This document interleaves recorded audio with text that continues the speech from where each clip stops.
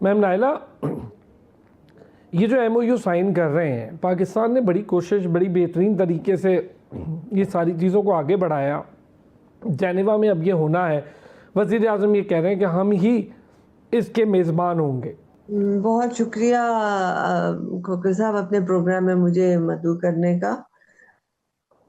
یہ کافی کمپلیکیٹڈ ہے، اس کو آپ زیادہ سمپل ورڈز میں ڈیفائن نہیں کر سکتے کیونکہ اس کی بہت سی فیزز ہیں، بہت سی سٹیجز ہیں، اور یہ بڑا گریجویٹڈ قسم کی ارینجمنٹ بننے کو جا رہی ہے. ابھی آپ نے الیکٹرانک کی بات کی، لیکن 19 کو انشاءاللہ جمعے کے دن یہ جنیوا میں it's a memorandum of understanding. Memorandum of understanding جو ہوتا ہے اس کی کوئی قانونی حیثیت سچ نہیں ہوتی. وہ صرف ایسے ہوتا ہے جیسے میں آپ کو ایک پرچی پہ کہہ دوں کہ ارسلان آپ نے میرے گھر کل کھانے پہ آنا ہے، تو وہ میں نے آپ کو دے دیا، آپ کو یاد دہانی رہے گی کہ کل آپ نے میرے گھر کھانے پہ آنا ہے. یہ کوئی بندش نہیں ہے آپ پہ کہ آپ میرے گھر آئیں گے یا اور اس میں اگر سائن کر رہے ہیں تو آپ کہتے ہیں جی ہاں میں اس وقت فارغ ہوں، میں ضرور آؤں. مطلب I am talking in a vague term but this is how memorandum of understanding is. It's memorandum کی یاد دہانی ہے کہ ہماری یہ انڈرسٹینڈنگ ہوئی.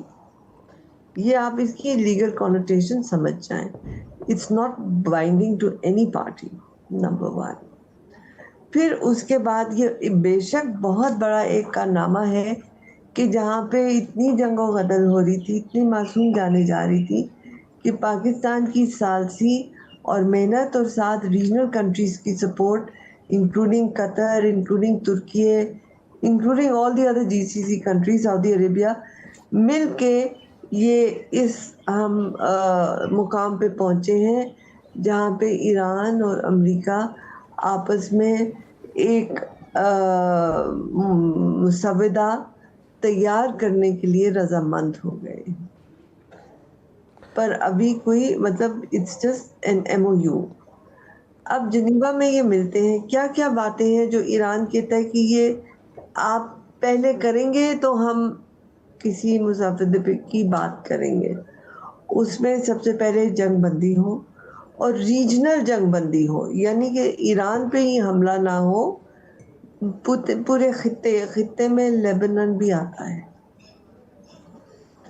تو لیبنان میں جنگ بندی ہو پورے خطے کی. جب ریجنل آپ سیکیورٹی کی بات کرتے تو سارے ممالک شامل ہوتے. امریکہ نے کہہ تو ہے کہ ہاں، لیکن جیسے آپ نے فرمایا کہ ایک روگ سٹیٹ ہے جس نے صاف کہہ دیا ہے کہ وہ پابند نہیں ہے، اور ابھی بھی ساؤتھ لیبنان پہ حملے ہو رہے ہیں، اور وہ اس کا پریٹیکٹ کرتے ہیں کہ ہم حزب اللہ کے خلاف لڑ رہے ہیں.